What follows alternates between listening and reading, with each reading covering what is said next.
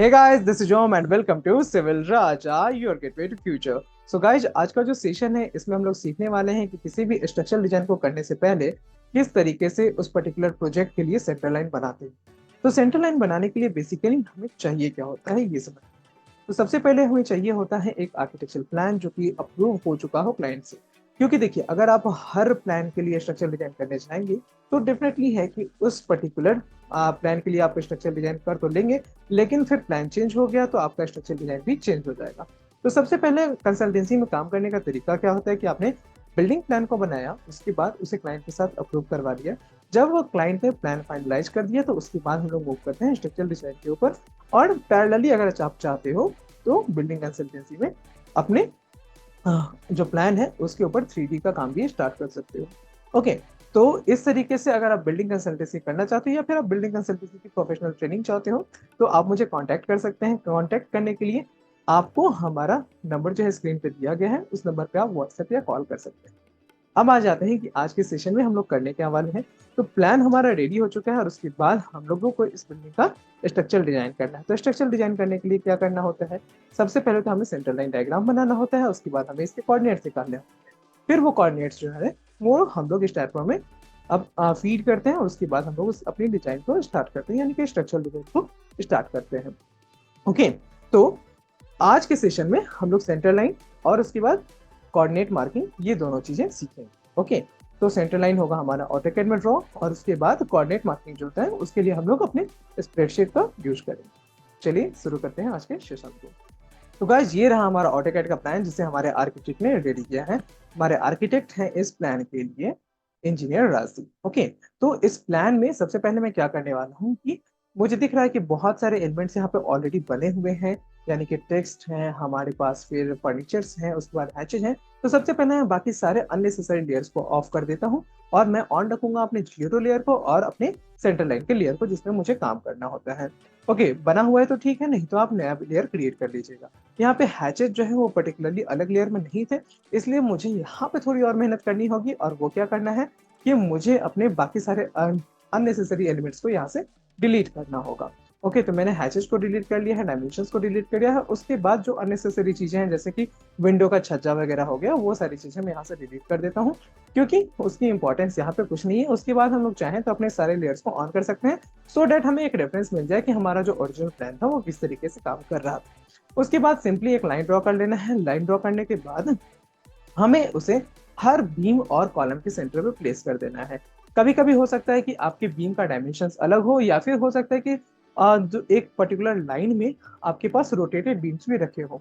यहाँ पे जो कॉलम का साइज है, सॉरी रोटेटेड कॉलम्स रखे हो। ओके, यहाँ पे जो कॉलम का साइज है वो क्या क्या है, 10x12 का साइज है। तो अगर 10x10 का होता है या फिर स्क्वायर शेप्ड कॉलम होता तो आप उसे किसी भी साइड से अगर आप उसका सेंटर ग्रैब करते तो बहुत ही कन्वीनियंटली आपका ग्रैब हो जाता। लेकिन जब आपका लाइक यहाँ पे कॉलम को कहीं रोटेट करके रखा गया होगा तो वहां पे सेंटर इजीली ग्रैब नहीं हो पाता है, स्पेशली तब जब हमारे पास अलाइनमेंट सेम है।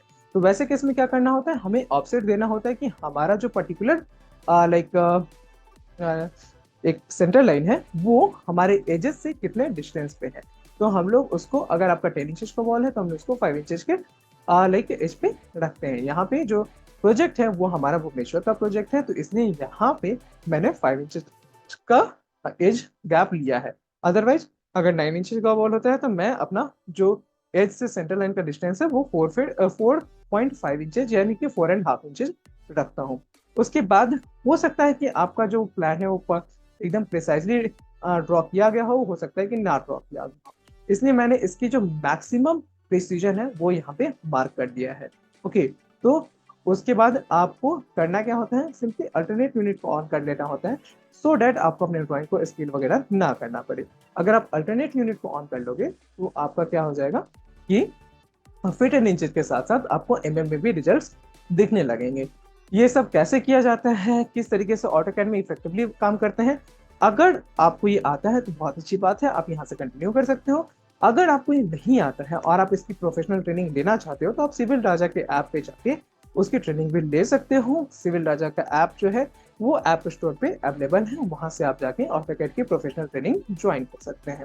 ओके, अगर आप चाहते हो कि स्ट्रक्चरल डिजाइन की प्रोफेशनल ट्रेनिंग लेना चाहते हैं तो वो आपको लाइव क्लासेस मिल जाएंगी, लाइव ऑनलाइन क्लासेस हमारी होती हैं, तो आप उसे भी ज्वाइन कर सकते हो।